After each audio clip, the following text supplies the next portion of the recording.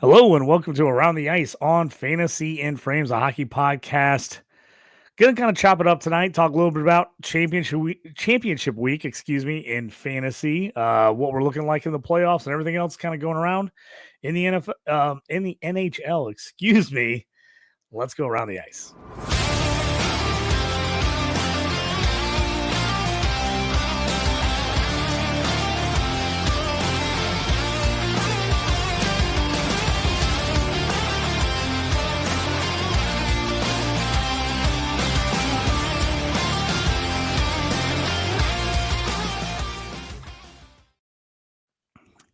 Toast, welcome in. Thanks for joining me. I know things have been crazy for you. For me, in our area, we just got done with spring break. March Madness has been happening. It's been nuts.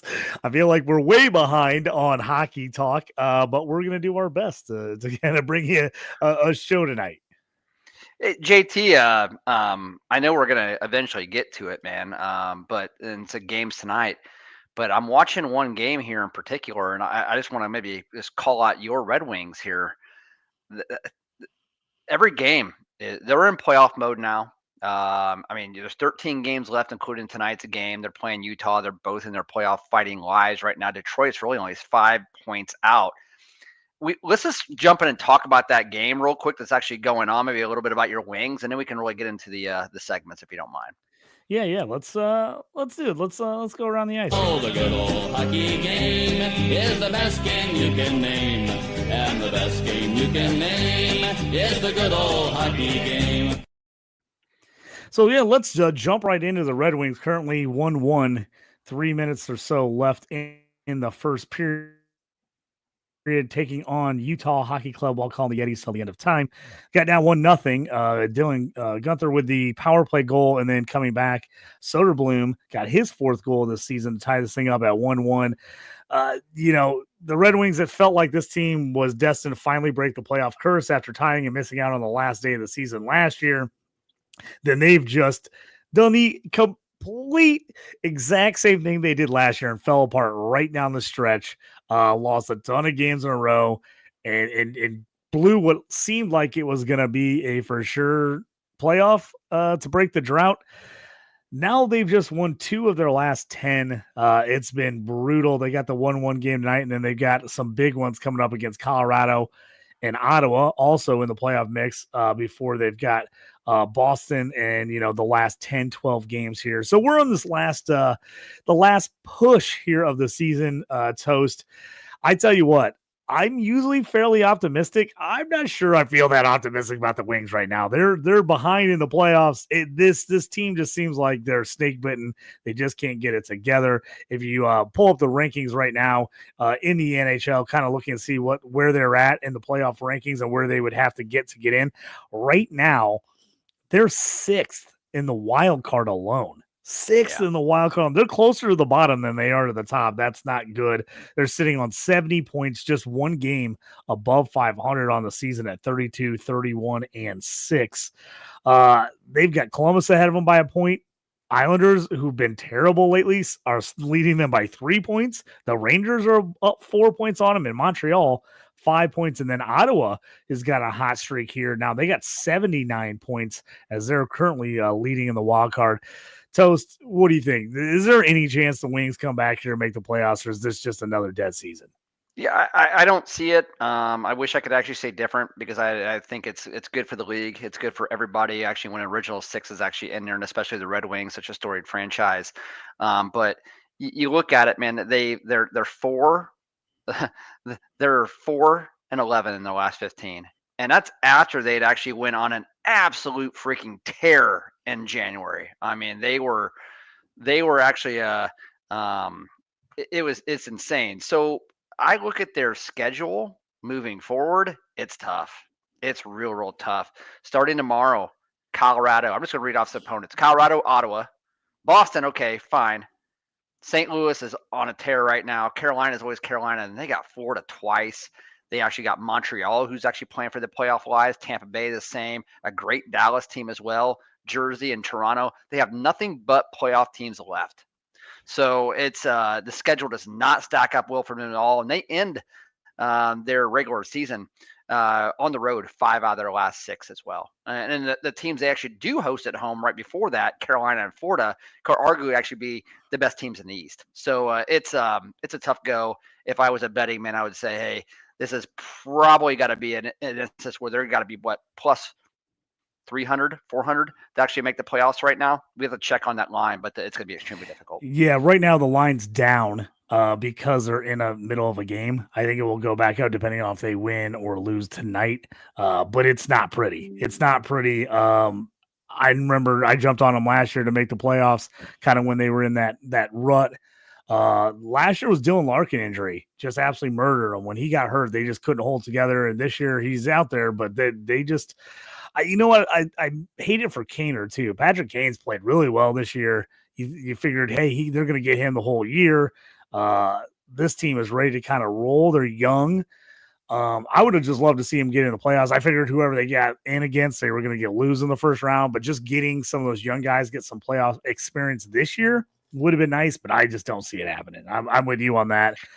This team is just. It's just been rough. It's been rough sledding. The goaltending has been, very subpar most of the year. Yep. They've been good on the power play, and that's about it. It's like it seems like if they get power play goals, they win. If they don't, they just don't seem like they have enough firepower. Yeah, I'm with you, JT. And I would say that not only has their goaltending actually failed them, but their defense has actually failed them as well down the stretch. But man, if you look at one of their goaltenders, Cam Talbot, he has been nothing but atrocious in his last 7-8 starts. Just awful. I mean, so bad. Line hasn't been awful. He's actually given us some opportunities to actually win some games. And Mrazek, since that trade, has been okay. He's actually allowed 3 goals, 4 goals, 0 goals, 4 goals. So he's kept him in games. And Mrazek actually played really, really formidable with the Hawks this year, especially I guess an undermanned Hawks. They were built to actually lose, and Mrazek actually looked really, really good in front of the Hawks net this year. But he hasn't been awful for them. He's actually, I'd say, been good, average to good. But I just don't see it. They don't have the defense. They don't have the goaltending to move forward. I do believe they actually have the pieces offensively to move forward, especially their core as a young group. So just not this year, man. But it's got to happen next year. You wonder what they're going to do in free agency. I see right now, like they're right up on the cap right now. And looking to next year, they got Kane coming off the books at $4 million. You got to wonder what they're going to want to do with him. They probably love to actually have him come back because he's still playing at a really high level. But everybody else is actually under contract for the most part. That's any big name. They're losing to Jeff Petrie. So this is their team. This is their team unless they actually move some contracts and actually make a trade. They're kind of married to actually what they have. Good thing is their core with Larkin, Raymond, DeBrincat. They're all young. They're all actually 28 or younger. They're tied up for a long, long time. And then, put a more cider there as well, only 23 years old. Their core is there, and now it's just a matter of building around them. But unfortunately, man, this is just not going to happen. It's not going to be the year for them. Yeah. Well, on the other side of things, what about Utah making the move? It seemed like it was a good thing for the NHL getting out of the disaster that was Phoenix, Arizona. Like everything there was it was not working. So they get to Utah, which we kind of championed in the offseason. We liked the move. We thought it was good. Only screw up for them so far this year is not getting the Yeti deal done for the naming rights. That's the thing still pissing me off. I think if they got it done, they'd be in. What do you think about them? They've actually been fairly solid on the other side from the Wings. They've got 75 points currently in a pretty tough Western Conference. Minnesota right now leading the way with 85 points in the wild card. The Blues have absolutely turned it on, and they've now got 81 points as they've moved back into that final wild card spot. Calgary, they're playing tough, but they've slipped a little bit here with the Blues kind of going off. They're at 77 points just outside the playoffs. Vancouver 76 as they've been a little bit of a mess lately. And then Utah 32, 27, 11, 75 points. They've won a couple in a row. They're not completely out of it yet as they still have got 10, 11 games left on the schedule. So what do you think about Utah this year as far as like the first year there in Salt Lake City and really kind of, a new franchise, new things kind of come together? Even if they don't make the playoffs, it feels like a decent story to me this year. What do you think? I love Utah and their future and the former Arizona Coyotes where they're actually moving forward. Logan Cooley, 20 years old. Gunther, 21 years old. Then you actually have Sergachev, 26 years old. You also have Clayton Keller, their best player at 26 years old as well. And you got bruisers like Jack McBain and Nick Bugstead as well. Their core is young. They've actually been together for a while. They've taken some lumps together, but and they got Barrett Hayton, 24 years old. There's another one. Lawson Krause, 27. So they're built right where you actually want to be, especially for a team that's actually moved into Utah. They got that great ownership now. It's the same ownership as actually the Jazz, and they know how to get it done. They actually know how to actually bring a winning culture and actually get fans there. A PR department that actually makes Arizona just look sick, because that's what Arizona was. It was god awful. And JT, I'll mention with Utah down the stretch, besides their players, a really formidable schedule moving down the stretch as well. I mean, so Detroit, I'll go out on a limb and say they'll probably win this game tonight. They're not shooting them 9-2 after a period. It's just not what you want from the Wings. You got to show up, and they're not doing it. But then they got Chicago. They do have Calgary at home. They got Winnipeg at home. Okay, those are those can actually be difficult. But then Seattle, and you got Nashville twice as well, and then you got a Dallas team on April 12th. That may end up just kind of mailing it in at that point, because they already got it secured, and who knows what they're going to be. So their schedule much more better in relationship to the Wings down the stretch, and I like Utah. So we'll see where they actually go. But man, regardless, make the playoffs or not, their future is very, very bright. And they've hitched their wagon to their goalie Vemelka, man. He has started, I would say, probably the last 10, 12 games for them. So I'm looking at this thing right here. I think he's literally like 8-1-2, 8-2-2 in his last 12 games. So he's really turning it on as well. Like what they're doing. And their best players, Galen Gunther and Logan Cooley, a 20 and a 21-year-old, along with Keller's a 26-year-old. So you can't beat that, man. Can't beat that. Those are guys you actually want to go out and target in trades as far as Dynasty goes next year. Yeah, I like them. Let's jump into a couple other games going on right now. Third period late, New Jersey Devils 2-2 with Vancouver. Vancouver, a team that kind of just seems like they don't have it this year. They're outside looking in as far as the playoffs are concerned right now, as they are a couple spots back, fourth right now in the wild card in the West. On the other side, Devils have been better, but their goaltending's been suspect, and they've had a lot of injuries piling up to them as well. Currently, though, they're sitting in the playoffs. They're third in the Metro with 80 points. They're 10 behind Carolina, so that would be a tough hill to climb to catch them. But right now, Ottawa's 79 points. They've got 80, 75 for Montreal. Right now, they're in the playoffs. Do you think the Devils stick around and even with the injuries, have enough to make the playoffs? Yeah, they've been up and down since their big injury of Jack Hughes. I mean, Jack Hughes is out for the year. He's actually targeted to be ready for training camp next year. A huge blow to their playoff, to their playoff chances with Hughes. You got to think that they were a top 3 team out there in the East, and they still could be. But I'm looking at their finishes, since Hughes actually went down. And it hasn't been awful. I think they're 4-3 or 4-2-1. So it's not like, brutal by any means at all. So I like them obviously to make the playoffs. And this may be a good opportunity for guys like Timo Meier. And I see he's got 2 goals tonight. Meier does, so he's got goals number 21 and 22 tonight. Timo Meier's got to step up and actually take a leadership role on his team. And really in the long term, in the event that Jack Hughes is actually out, and Timo Meier actually grows and really develops into the player he was with the San Jose Sharks, and actually hasn't been awful with the Devils, but not nearly what they expected him to be and what they're paying him to actually be. Maybe in the long run, this will be a good thing.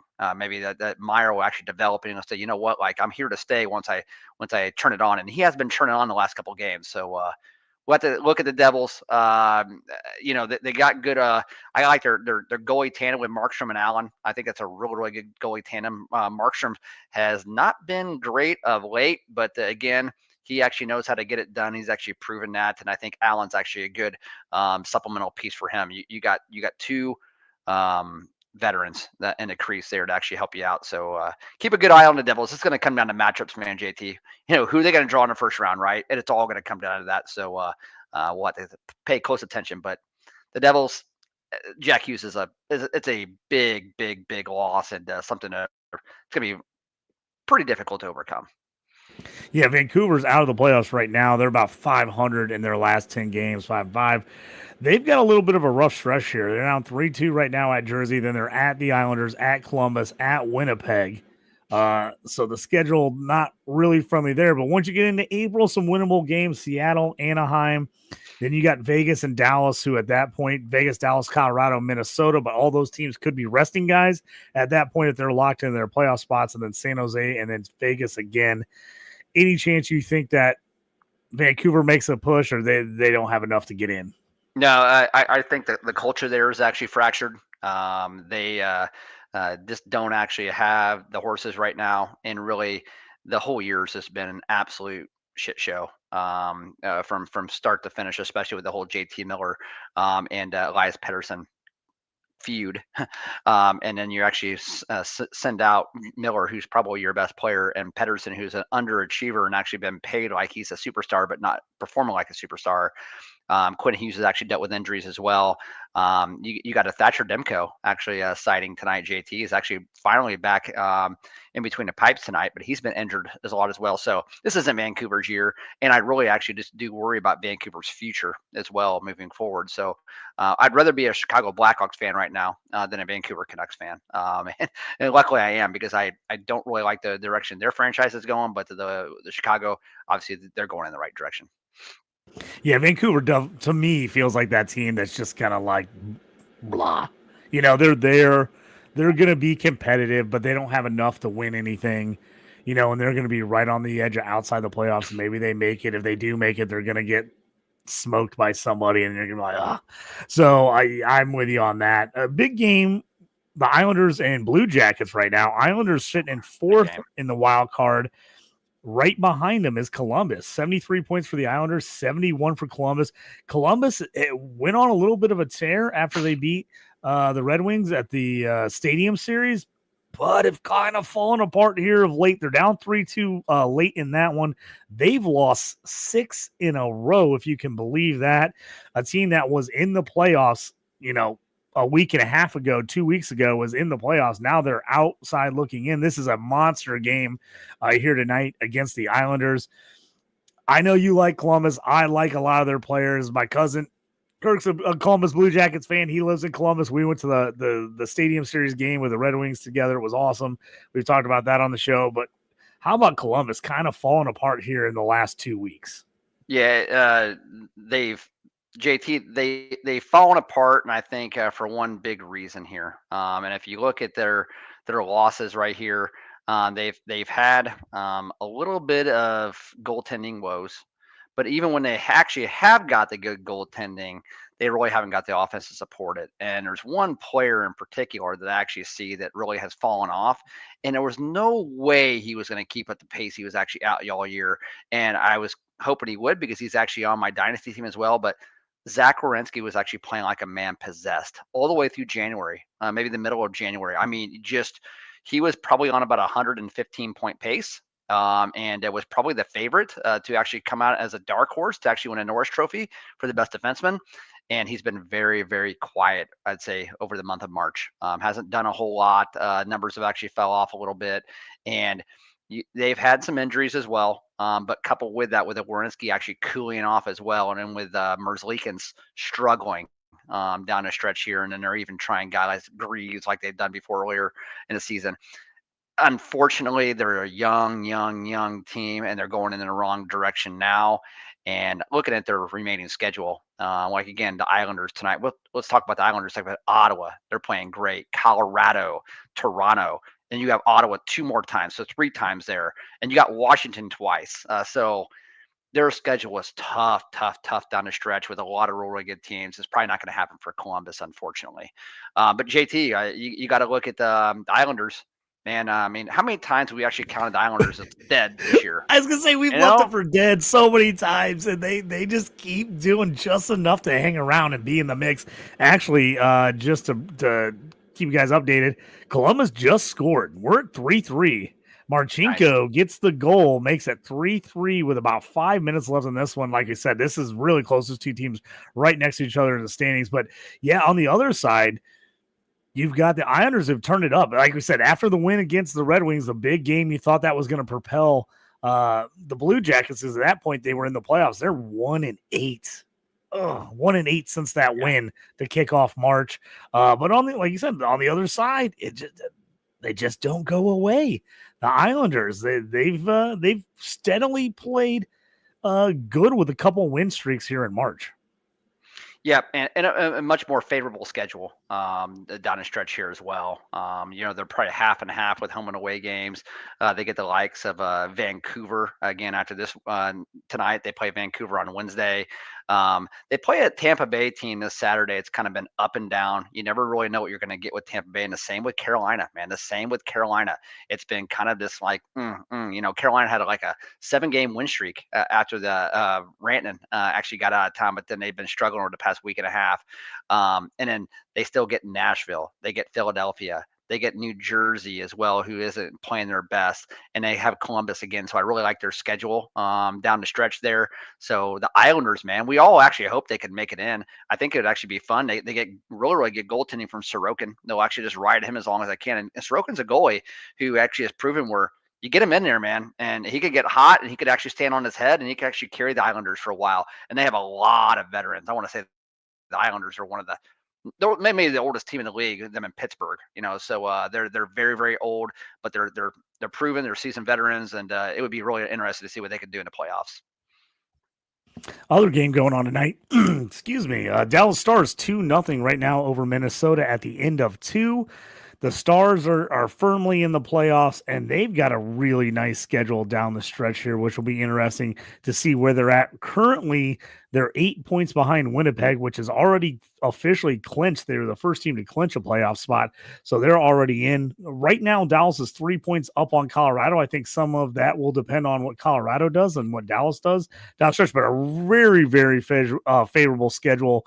Should have Dallas trending in the right direction, and probably should give them a chance to rest some guys going to the playoffs, don't you think?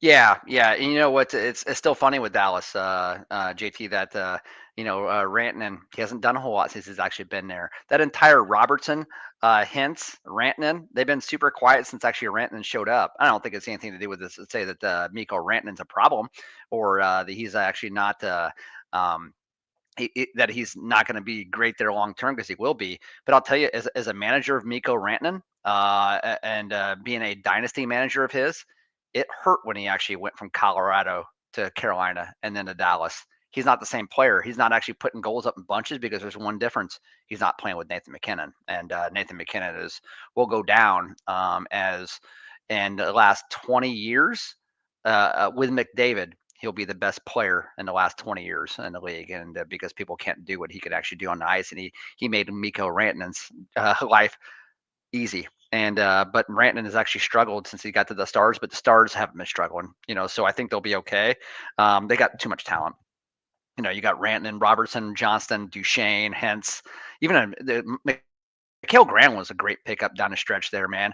To get him from San Jose and actually come in and actually be that veteran. And then JT, I want to read off something here real quick for the listeners here. If you got Thomas Harley in a dynasty league, man, wow. I mean, you got to be so unbelievably lucky to actually have Harley, a guy that's drafted 19th or 18th overall in a 2019 entry draft. He's 23 years old, but I'm going to read off a couple of his lines here since March 8th. Had an assist, then he had a goal, then 2 games without a point. Then he had a goal and 2 assists, no games with a point, or a game with no points. Then 2 goals, no assists, then an assist. So he's shooting a puck a lot as well. Had 3 shots last game, and then 6 shots the game before that. He won't get you much into hits and blocks, but you're actually want him on your fantasy roster for that playoff for that power play 1 quarterback.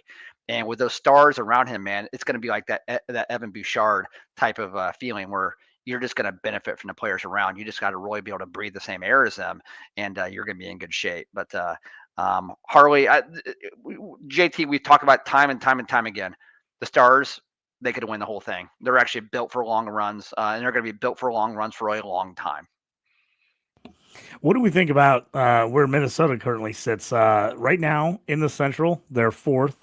4 points behind Colorado and currently 4 points ahead of the Blues in the fourth. If you look at the playoff hunt right now, they're the number one wild card with 85 points. They seem like a team that should be pretty much locked in to make the playoffs unless something crazy happens. What do you think about kind of what Minnesota's done this year and what they've got going down the rest of the stretch here? Most impressive thing that Minnesota's actually done all year is actually defy all the odds when actually Kirill Kaprizov went down after December 15th. I mean, if you go out at their record since December 15th, they're probably playing 600. They're probably playing 600 hockey, and that's ridiculous. That's ridiculous. Nobody would have predicted that, and I think that everybody's got to take notice of Minnesota as a team. And as Bill Guerin's actually done a great job actually putting that franchise together and that roster together. They got a good, really, really good young goaltender in Philip Gustafsson, and you get Flower, Marc-Andre Fleury actually coming in there every so often to go ahead and spell him here, and actually will give you a good veteran, effort there. But guys like Boldy, Matthew Boldy's actually stepped up in a big time way, and then you got veterans like Ryan Hartman and Zuccarello has actually picked it up as well, and Marco Rossi. So you gotta, again, if you're a Wild fan in the future, you're like, man, it looks really, really good, because if we can win without our best player and win in a good way, you got to feel really, really good about actually what you're building there and the culture. The only problem is going to be and I'm actually going to look it up right now because I know damn good and well he's actually on. He's going to be coming up here. But yeah, Kaprizov, next year is his last year on his $9 million deal. They're going to actually want to get him locked up to an extension, but I'm not quite sure he actually wants to do that. Nobody can pay him more than Minnesota. But man, wouldn't he look good in a Hawk sweater? I mean, he looked really, really good in a Hawk sweater. So that's going to be the biggest thing for their franchise moving forward is can they get him extended? And if they can't, then who knows where they actually go from here. You don't want to get too comfortable thinking, oh, we can win without him, actually let him walk. You don't let this guy go. You got to pay him $13 million and make sure he actually stays. 8 years, $13 million. That's what it's going to take. All right, Toast. That gets us up to date. Kind of what's going on tonight. Let's, things have been crazy lately. You haven't been able to get as many bets in, but let's talk a little bit about betting strategy down the stretch. Where's my money? You gonna give me my money? Where's my money, man? So with the NCAA tournament and everything going on, I've been neck deep in that. Plus spring break for us, moving around, doing all kinds of things. I haven't been quite as up on the betting streak as we've been. This is the time of year, though, I think it gets a little difficult, when there's only about a week and a half, 2 weeks left, you kind of start looking at, 10, 11 games left of the season. Betting wise, I feel like this is a really difficult time to bet hockey because teams are either in it, they're out of it, they're absolutely sitting people, or they're resting guys if they're already in the playoffs and kind of have a good idea where they're going to be placed anyway. What is some betting either strategy or some things that we want to make the people aware down the stretch here if you're gonna be looking to bet hockey here in the next couple weeks? Yeah, it's you said it well, JT. It's right now a balance between making smart bets and actually realizing specifically where we're at in the season. With 12 games left in the season, from what I've seen anyway, NHL scoring in general, and maybe it's just my fantasy team, I don't know, because they're laying a freaking egg come playoffs, but scoring's down over the past couple weeks. I think you're just going to see some tighter games played. There's a lot of teams actually playing for their playoff lives right now, going to play that tight hockey. They're going to have to really, really, really start to play that playoff hockey brand that you're actually used to watching in the playoffs, that they're going to want to get there. So that is, lends itself for less scoring. And when there's actually less scoring, the bets just aren't going to be there. And who wants to actually bet unders? No one. I've never bet it under in my life in hockey. I never actually bet it under on shots. I've actually never bet it under on goals scored either. And there's just not there's no good price in it. So it is harder down the stretch. You start actually looking at then down the stretch is actually more money line parlays. And we're looking at matchups and actually where teams are actually on back-to-backs or not. And if there are on a back-to-back, then actually fading them a little bit, starting to look at the trend, because you have an entire year of 70 games here and actually start looking at trending. These teams are who they are at this point now. It's kind of like the Illini, JT, when we actually watched the basketball game last night.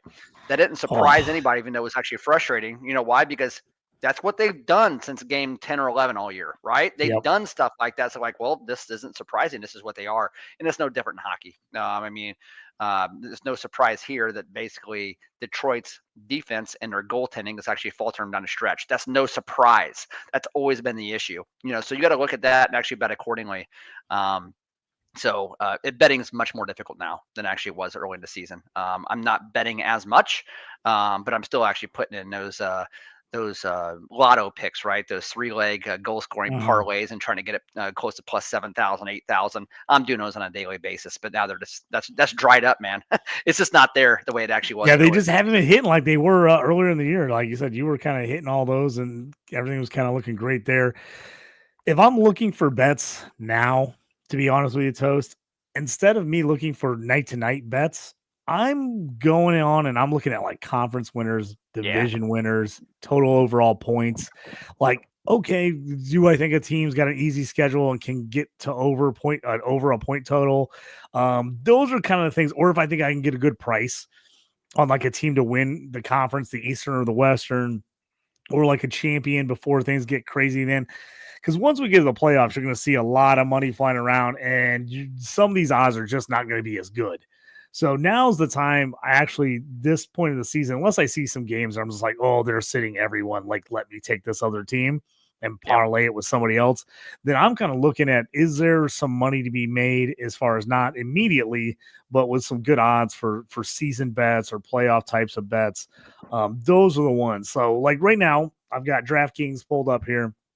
And so if you want to look at NHL champion going into the playoffs, like I said, we're just under a month left in the season. Right now, the Stars sit at the top, plus 600. Florida Panthers, plus 650.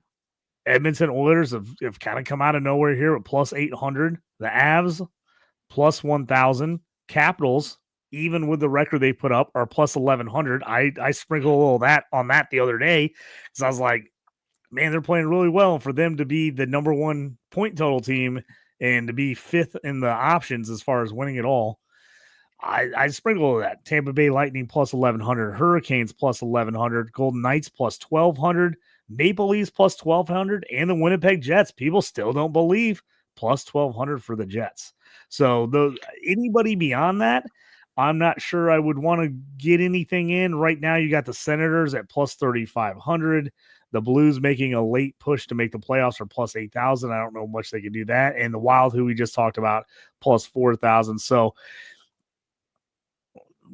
I kind of like the Caps and the Jets at plus 1,100 and plus 1,200 right now. If you're looking for, just, a really nice price, I think those are solid prices. No, I'm with you, JT. It really, if anybody's looking at the future bet for the Cup winner, Washington's got to be your favorite there. And man, what a price you're actually getting for a team that's actually really dominated this year. And God, we just thought they were going to be awful this year. It's amazing. I know it's been amazing. And they just never let up. All year it's been great. And you actually, there's one team I actually want to mention there. I think a team that's actually been really, really good, and they're always really, really good. And they're actually a team, JT, I think you said they're at plus 1,200 or 1,300. And that's the Vegas Golden Knights. Yep, 1,200. Yeah, and go look at Vegas, what they're doing right now, man. Thomas Hertl actually had a hat trick the other night for them, and he's really come on now. I think he's up to 33 goals on the season. And I just love their veteran presence in net. They got the goaltending actually taken a long way. That franchise knows how to win. Jack Eichel has actually finally been healthy for an entire year. You can actually see what he's done. Mark Stone's actually healthy right now. They've actually had guys like Barbashev and Doriev actually come up and actually play big minutes and really emerge as and have their their best seasons, and there's kind of they're coming into their own. I like Vegas probably right now better than I like Edmonton. And I know it sounds crazy to say, but Edmonton had the long run last year. Again, the eye test. What's the eye test tell you this year? Edmonton, even though they're actually a really, really good team, goaltending's actually faltered them this year, and they haven't been quite the same. And McDavid hasn't been quite the same. They're not clicking like they've actually had in the past, and expect them to turn it on. I just don't know. I am not a big believer in Edmonton moving down the stretch. Dallas, the price is just plus 650. If you're going to put $1 million on it, hey, it's a great price. But you can find a better price out there. So for me, I don't even care about where the standings are right now and actually where teams are. Listen, matchup's going to mean everything. But you're right. If you look at Washington, you look at Winnipeg, and you actually look at Vegas, those are the best prices on the board for me. And those are the ones I actually jump on and actually sprinkle on all three of them if you actually like. But there's another team out here you actually said plus 3,500. I'm not saying I'm actually going to take the Ottawa Senators to actually win the cup, but don't count Ottawa out and actually making a run here in the playoffs. And especially if we can actually see what their line is to actually win a playoff series. If that's like plus 1,000, I really, really like that right now because they are peaking at the right time. And I think Four Nations did a ton for like a guy like Brady Tkachuk, got him actually just springboarded into really, being the leader. He was always a great leader, but just that gave him a lot of energy, moving out of that.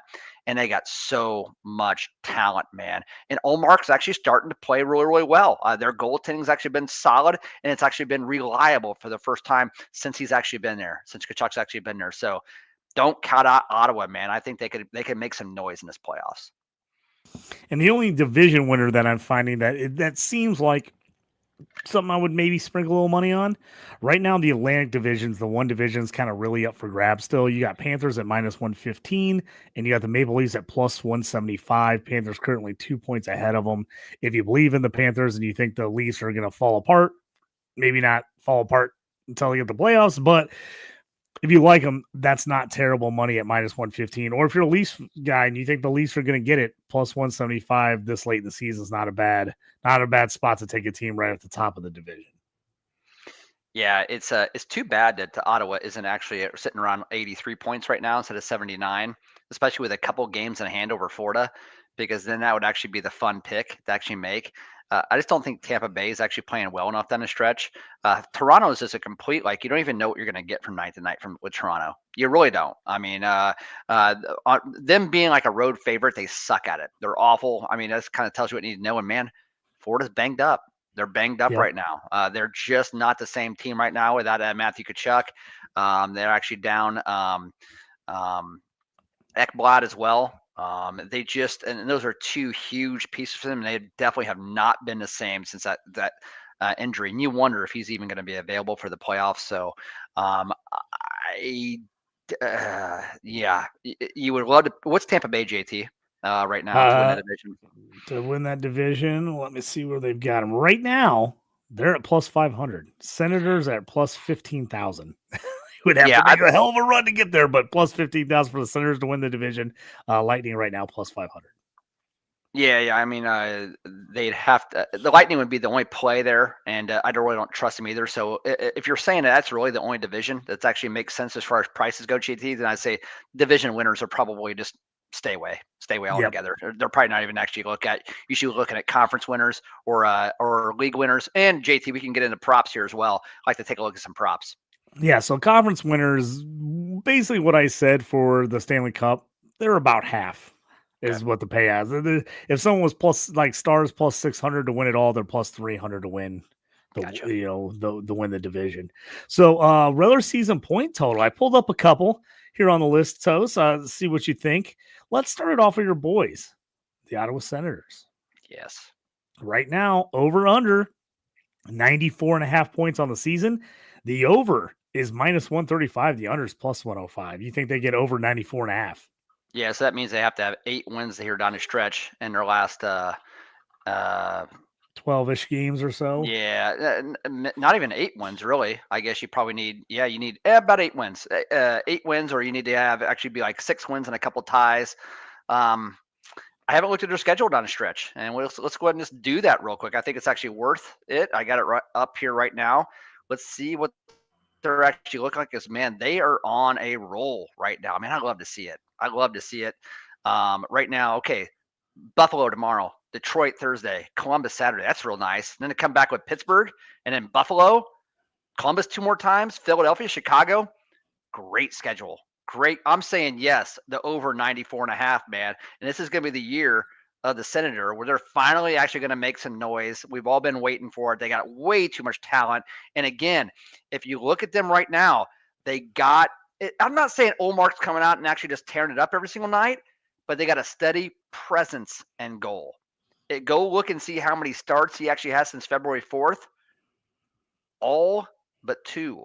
Okay. I mean, so they're hitching their wagon to him. They're on the win streak. That's exactly what they've been missing. That's the only thing they've actually been missing with that team, and some decent defense as well. And so watch out for them. I say over 94.5 points for sure. The Knights, a team you were just talking about, they've got them cranked up right now to 107.5. The under is minus 130. The over is plus 100 right now. 107.5 points for the Knights. Yeah, I don't know if I'd actually do that, but I tell you what, use the common sense approach, JT, and I think we all kind of like to use that. But if you think that the bookmakers right now actually had the Knights at over 107.5 points for the over/under, then why the heck are they actually plus 1,300 to actually win the Cup? You know, that's again, I'll just go back to them actually winning the Cup. Those are amazing odds for the Vegas Golden Knights, and a franchise that knows how to go deep in the playoffs. Well, and here, even if you don't think that they can win it, you can get them to win the West. I mean, right now, you're talking about a team that's number 2 in the West. Them and Dallas have 92 points. Yep. Winnipeg has 100. So they're the number 2 team in the West. They're that far down. So even if you like them, just say you're like, I think whoever wins the East is going to win it. Well, go with the conference winners and just take them out of the West. Right now, you can get the Knights to win the West at plus 600. Yeah, that just gets to the change. And right now, you got Dallas Stars at plus 300, Edmonton's plus 400, Avalanche plus 550, and then you got the Jets and the Knights sitting there at plus 600 each. Yeah, and you know what, JT, Winnipeg and Vegas, right? Those are the teams that you probably like the most out of the West. I do anyway. Again, I don't like Edmonton as much. And Colorado, my gut just tells me this, is do they actually have all the talent in the world to actually make it there and actually go fairly far? Absolutely they do. There's been so much change there this year, man. It's going to be really, really difficult for them just to go ahead and actually win it all, or actually then actually win the West. Just the common sense approach, again, this tells you that, you're going to tell me like you're going to move a guy like Rantanen and actually get a guy like Natchez, which Natchez is amazing. He's awesome. And they've actually really revamped. Brock Nelson's been awesome for Colorado since actually going there. Isn't that crazy? Brock Nelson actually goes to the Islanders. And then the Islanders automatically start going on their run, and Brock Nelson's actually tearing up over in Colorado. But I just had a gut feeling that Colorado is just a lot of change this year. This may not actually be their time. But I again, like Vegas a ton, like Winnipeg a ton. Was actually bringing up Winnipeg right now just to kind of look at their line combos real quick. I mean, we know that they got great goaltending, and Hellbuck, he's their everything. But you got Connor, Scheifele, and Iafallo on the line 1. Ehlers, Lowry, and Appleton on line 2. So if you look at that, that's not nearly as deep as a team like a Vegas, who can actually go with Barbashev, Eichel, and Stone, and then Saad, Hurdle, and Dorieff. And then you can got William Karlsson and Riley Smith on line 3, and Olofsson on line 4. They're built top to bottom, and the goaltending's so good. I mean, so I just don't think it's any comparison. I just really, really don't. And it's going to come down to matchups, right? It's going to come down to matchups. But Vegas, to me, they're your team, man. They should be the favorite, in my opinion, out of the West. Yeah, I like Vegas. I think the same thing in Colorado. I love the talent. I like the team. Man, the playoffs in the NHL is just another beast. And this team just feel like it hasn't been together long enough to have built those bonds and be able to play those hard-nosed playoff games together. Right. I love the talent. I think they're going to be good next year. But to me, I'm the same way as you. I just don't feel like they've got it this year because I just don't know if they've had enough time to really, sink as a team. So that's why I'm a little worried on Colorado for you there. I like you said, I think Vegas, if you're looking offensive talent team that has goaltending and scoring, I like Vegas. Edmonton, I just have a hard time believing in them. And then Winnipeg, the biggest knock in them is offensive firepower. They probably have the least of any playoff team, but you might have the best player in the league right now in Hellebuck, especially at a goalie. So that's the biggest thing for Winnipeg. I think that's why you're still getting good odds, even though they're way up in the West and they've been leading the West all year. And I think it's just been because people, I don't think, believe that they can win it all unless Hellebuck just plays out of his freaking mind every game in the playoffs for them. And I think that's where you're getting people. They just feel like between Dallas, Colorado, Edmonton, Vegas, all those teams have too much offense, and Winnipeg won't be able to hold up in a 7-game series against one of those teams. I agree. Is at least my feeling. At least feels like that's what Vegas is saying as well. Yeah, I agree with that. For sure. And JT, just looking at the West here real quick, and then we can move on to maybe talk about the East a little bit there, or even talk about some props. But looking at it here, and so don't think Winnipeg could actually win it all. Don't think Colorado, again, just a lot of change. I think they got 7-8 new starters between everybody, between their 23 there. They've revamped that roster over the trade deadline, or close to it anyway. The Kings are actually really coming on. The Kings are actually, look at the Kings home record, 25-3-4. Holy crap, man. That is a team that's actually putting it together. And Quentin Byfield, if you guys haven't noticed what he's actually done of late, he's done nothing but actually score the most goals in March of a young player. But the Blues, sneaky good, man. Joel Hofer right now is going to make Jordan Binnington to sit. They're not going to play him anymore because Hofer's actually been playing so well on goal, and it pains me to actually say it. But I'm looking at the West, man. I look at St. Louis right now as a dark horse, which again, that's a kind of they're a dark. Do I really believe in that? No, but they're a dark horse. Minnesota, it's been a great story. Just don't know if they can actually do it. Edmonton, no, just don't think so. Again, you look at the Stars, you look at the Knights, and then maybe the Blues is a dark horse. Those are your teams you actually should be betting on.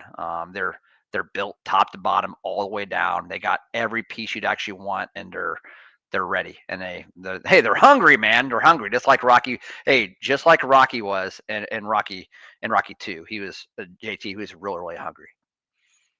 Yeah, if we talk about the East, bouncing over there, it just seems like there's so many teams that are like right there with each other. They're about the same team. They're about the same talent level. It's going to come down to injuries. We see Toronto is flailing a little bit. Tampa Bay is not what they once were. They've been suspect. Carolina's, has gone through spurts where they've looked great, but then they're also like, do they have enough? Injuries to New Jersey, I just think it's going to be really tough for them to make it out of a first or even if they do win one series, it's going to be tough to see them winning two. Like you said, it's really interesting, though, if Ottawa stays hot. With the way some of these teams are playing and with the injuries to Florida and with the goaltending in Toronto and Tampa Bay just seeming a little off, and Washington has been, obviously the golden child in the East this year, which we ripped on them all preseason about how we thought they were going to be terrible, and now they're sitting at 102 points and already clinched a playoff spot. To me, if they keep playing the way they're playing, I like Ottawa. Man, that's a nice dark horse pick in the East. If a couple of these teams really struggle with the injuries or they can't get the goaltending together, Ottawa's got a lot of firepower. And Washington, not to knock them because they've been fantastic, but do they have enough to keep it up all the way through the playoffs? That's my question. And do you maybe have a team like Ottawa who got off to a bad start, but is really turning it on and just has loads of talent? Does a team like that have a shot in the East? I think they might. I like it. I like the Senators as a dark horse in the East. I do too, JT. And I'll tell you what, man. Dark horse or not dark horse, I like them better than the Devils. Actually, I think Toronto and Tampa Bay would beat each other up. I like them better than them right now. Florida's just like any teams actually went to the finals and actually won cups, and they're beat up right now. There's beat up such a right long now. season. The playoffs Yeah. are so long. Yep. When you go all the way and then that next year you have to grind it out as well. Oh, it's so difficult. Yep. And I just don't know about Carolina as well. Washington, again, just as I said with Vegas, why are they actually a plus 1,100 or plus 1,300 actually to win it? It is mind-boggling to me because if you didn't even look at the records and you actually didn't even actually look at the odds, you'd like them best. You would. And in Ottawa, I like them better than those teams ahead of them right now. Ottawa's the play, man. For put money down on Ottawa. I like that. That's, I mean, again, you're going to find some money in your couch cushions. Put something down. Put $25 out on Ottawa to actually make it out of the East. Why not? Like I would do. I'm gonna do it. So they're playing great right now. They're actually believing. Like I said, they got a ton of young talent. They got stability at the goaltending position right here, and all the teams in front of them. I mean, they're just. I know the Hurricanes have actually won 9 of 10. I get that, and I know they're actually, but I don't know. I just don't have the feeling about the Hurricanes. I just don't. So, yep. And right now they're one game. They played one game less than Tampa Bay, and they're 6 points behind them currently. Ottawa for Tampa Bay in the playoffs. If the playoffs were today, Toast, and I think this is going to change because I think the Senators are going to go on a run. Like you said, the schedule is favorable for them down the stretch. So if you want to get on that, I think you're going to do it now while the odds are going to be that much higher. And that's what I'm saying. So right now, if they play today, if we stop the regular season right now, Capitals would be the one playing the 5 Canadians. Hurricanes would be the 2 and 3 going against each other. Then would be Maple Leafs and Lightning 2 and 3. Panthers would be the one. They would actually be playing the 4 Senators. Again, there's a chance though that Senators could catch the Lightning and then play the Leafs in that first round. That would be really interesting. And then you got Winnipeg. In the West, you'd have Winnipeg versus the Blues right now, Stars versus Avalanche, Kings versus Oilers, and Golden Knights versus the Wild. Right now, the Kings would have the home ice advantage against the Oilers, which I think would be sneaky. As you said, their home record's been fantastic this year. So them being at home would be very, very sneaky there. So I like it, especially if the Senators can maybe not get the Panthers in the first round, but even if the Panthers are beat up, there's a chance there. I'm jumping on. I'm going to sprinkle some on the Senators to win the West, or excuse me, the Senators to win the East, and the Senators to win the Cup. I'm going to do it. I'm going to put a little bit on both of those because I like it. And like you said, I've already sprinkled a little bit on Washington and Winnipeg because of the odds. I'm going to jump in on Vegas as well. I like where your head's at there. I think Vegas is a nice spot for those odds. Yeah, I mean, you're getting Ottawa to even. I think did you say making the Cup plus 15,000 to actually win the East? I mean, that's $5 to pay $750. $5, guys. I mean, come on. Yeah, so if you get in the East right now, you got Ottawa at plus 1,700 just to win the East. Okay, but to win the double Cup, that to win the Cup. To win the Cup right now, plus 15,000. I thought you said Ottawa is at plus 3,500.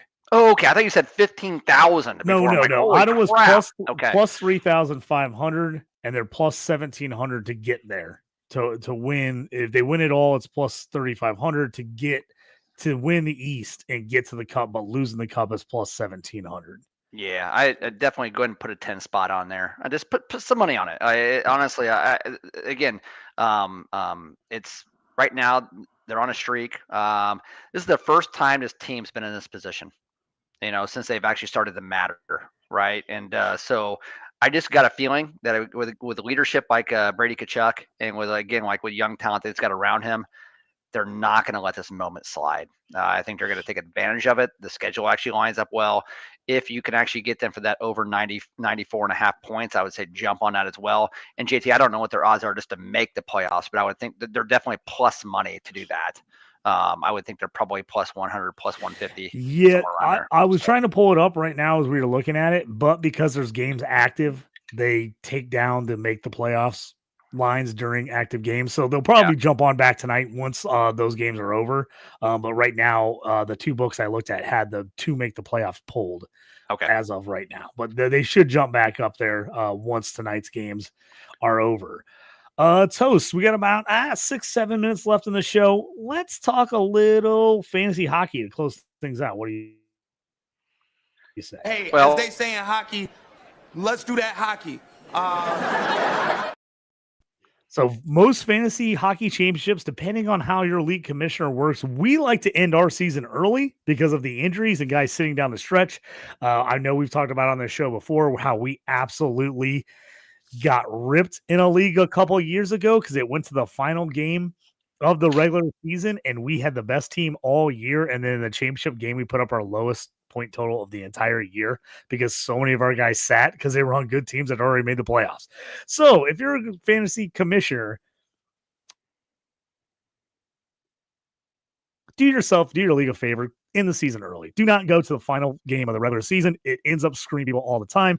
With that being said, Toast, we are in championship week for fantasy hockey in both of the one league we own together that we're co-owners on our salary cap league. We just got lost in the semifinals. Barely. I think we went down by 8 points and we had 7 less plays this week, which is a brutal thing. Is we've been dealing with injuries on that in that league all year in that salary cap league. And I thought we were going to sneak into the championship game. We won this league 2 years ago, I think it was. And I thought we were going to sneak back into the championship game and have a shot at it, but we just didn't get to play 7 plays and lose by 8 points. That's rough.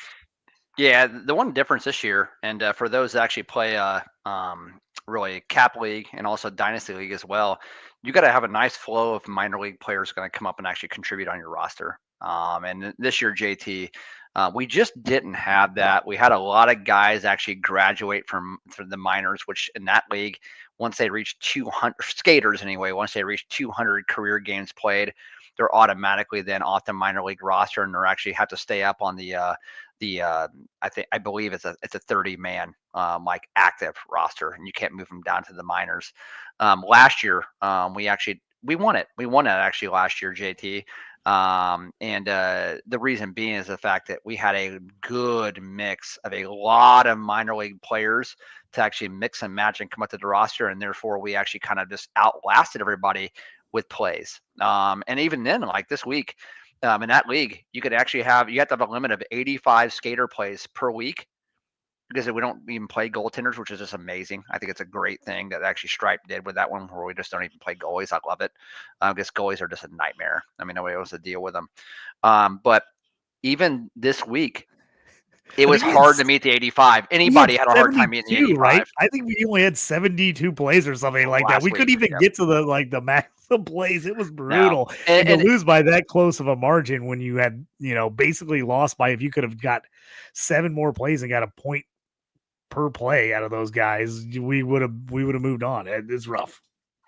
Yeah, we lost by 11 points. That's what it was, 11. To 235, and we had 9 less plays than the team actually in front of us, and they still didn't meet the limit of 85 as well. I mean, so it just goes to show you that. And here's the deal: with it being a cap league and a dynasty league, it's hardest to make pickups, and you really just can't make pickups this time of year. The waiver wire had actually been closed by then, so you've made your bed, and so that way you're kind of at the mercy of the schedule, and the schedule really bit us in the butt. Our guys actually played well. If you look at how we actually, our average points per player there, we had a really good week. It's just wrong timing, man, and timing's everything in the fantasy playoffs, and I'm finding that right now where my entire freaking team is injured. I mean, everybody is injured out there going 15-4 during the regular season and getting a bye. Everyone is hurt. And then the guys that actually aren't hurt, they're just not producing. They just quit playing. That's been my MO for my fantasy league for the last 6, 7, 8 years, is where I've dominated regular season, and then come playoffs, I'll lay an egg in the semis. Happens all the time. And I've even tried to actually do things different, where I draft different and actually plan according to the the schedule, and actually prime myself. But it's a game of chance. It's Russian roulette at that point. So you just have to have a little bit of luck on your side, and nobody's going to cry for me, man. Actually being 15-4 and actually winning these regular seasons, nobody's going to feel sorry for you. But it really does stink when you actually invest so much time and energy into it, and then for nobody to actually play or actually be injured, it's really tough. Yeah, you're really struggling here. In the this is the championship match or semis? This is the semis. This is the last week of the Yeah. semis. Last week of semis, yep. And it's a toughie. Right now, I'm actually leading the week with 351 points, but Yeah, you're I'm on in fire. I'm in the number one game going against our buddy John McGlynn. I barely missed the playoffs on the last day of the season. Missed on a tiebreaker on points. Just missed a little bit of points. Having a nice spot, looking for the number one pick. So that'd be interesting to see if I can hold on here against John. Like I said, I'm playing pretty well right now. I was looking because I was trying to figure out who were the top odds for the number one pick. And when I looked at it, it was, let me look at it right now. Right now, if you're on FanDuel, they have James Higgins as plus 290 to be the number one pick. The field is minus 430. So right now, if you're looking, they obviously have no idea who they think is going to end up going number one right now. Is it's only Higgins in the field. Obviously, we get closer to the draft. We'll see that change a little bit, and we'll have to get a little bit of our idea of who's possibly going to be there and who I should take in our fantasy rookie dynasty league draft. Oh yeah, and JT, I want to cry a little bit more before we actually let the listeners go, if you don't mind. Oh yeah. So tonight, this goes to show you 1, 2, 3, 4, 5, 6, 7, 8, 9, 10. I had 11 starters to his 4 starters. I'm only outscoring him 31-18. And guess who scored 11 points for him tonight? Pia Suter, out of all people, 11 points. And then if you look at the previously last night, something very similar as well. He had kind of an off night last night, and I actually had some really good goes. Guess who actually scores 11 points for him last night? Ryan Donato, of all people, who's actually having a pretty good season for the Hawks. But so you got Pia Suter, ex-Hawk. Ryan Donato actually is a Hawk, and combined over 2 nights, they actually have 23 points combined between the two of them. Luck's not on your side, and then tonight you actually have go where Connor Garland is 0, Cody Glass 1, Horvat 2, Kent Johnson 1, Clayton Keller 2, Nico Rantanen 1, Werenski 1, Cody Joshua 1. And after he's been trending, it just guys stop playing. It just happens, and there's nothing you can do about it. So it said every single fantasy manager ever, right? Yeah. So it happens, and it happens in football, it happens in hockey as well. But we'll continue to play. But tonight was my night to make a big move and close that gap and actually get it below, like, let's say 45-point difference. This was my night to actually do it. I don't think it's going to happen because everybody just shit the bed. So. Yeah, it's a wild one. I'm happy that I just got to hold off John here the rest of the week to get that number one pick. Would be great. I would have loved to make the playoffs, but no go this year. I would have actually lost in the first round anyways. The two teams that I ended up just missing on went off. They blew up in the first round of the playoffs and moved on. So our buddy Aaron Tomatich couldn't join us tonight. He's in a battle right now, 334 to 330 against Crackhouse. That's going to be a battle to the very end of the week there to see if he can get in the championship of the Around the Ice podcast league. Yeah, and real quick with that forward, it looks like Aaron's actually got 90 plays left, and then John Martini for Crackhouse got 88 plays left. They're right toe and toe there. They got the equal number of plays. I saw John actually picked up Vemelka tonight and paid $2 off the fab for him. I tried to get him, and actually I was glad I didn't because Demko surprisingly came off the waiver wire there. But now you're going to see, yep, you're going to actually, or the IR, yes, you're going to actually see some teams now pay for the goalie starting down a stretch here and actually use all of their fab and actually spend a couple bucks a day just try to get those goalies and pluck them. I tried to do it today. $1 wasn't enough. $2 is actually going to take it. So again, if you saved in the fab in your leagues, man, and you actually do play goalies plays are going to be huge down the stretch actually for your teams. Because I was going to say this is the time to go get those guys, right? Yep, absolutely. Yeah, I'm happy I'm in the mix here for the number one seed because I spent all my fab trying to get enough plays to win on the last week of the season and spent all my money, and I have no money to pick anybody else up. So I'm just, as guys get hurt, I'm in just trouble because I physically can't pick any more players up. So that was a tough one for me, but right now I haven't needed it so far. So it's been good. Want to say thanks to everybody who joined us tonight. Last second show here on a Monday night as things have gotten a little bit crazy for us here of late. But thanks for joining us. Thanks for walking. talking hockey. Toast. Appreciate it. Hey, let's Yeah, let's and- do a little run down the stretch here, man. And JT, thanks for everybody who's actually listening tonight, and just to kind of give you guys a little bit of a preview, this is the type of show you're going to get moving forward here down the stretch. We're getting away from our normal format. It's going to be more off the cuff here, just kind of talking about what we see when we're watching hockey. But I'll be honest with you, it's been fun. I really enjoy this. We should do it actually more often. Definitely hit us up on Twitter at JT Orange on X, at Toast Clark as well. And really, maybe if you guys want us to actually have a segment or actually have some type of topic to talk about, if you pitch it our way, we'll do it. We'll do it because really, we're pretty open right now for this part in the season, as it's a little bit of a quote unquote for fantasy hockey, even though we're in the playoffs. It's a dead time. There's less pickups here. There's actually people that's actually more married to the roster. So we're just kind of talking about what we see instead of actually forward planning. You know what I mean? So hit us up. We'll be happy to talk about some topics you guys want to talk about. Yep, absolutely. Thanks, everybody. Go like and subscribe. Leave us a comment if you can. Rate us on any of the podcast providers. Hopefully, if you didn't get a chance to watch tonight on X or on YouTube, download us on Spotify, Google Podcasts, all that, Apple Podcasts, all that tomorrow morning. The show will be out in podcast form. Thanks, everybody, for joining us. Check you next time on Around the Ice on Fantasy and Frames.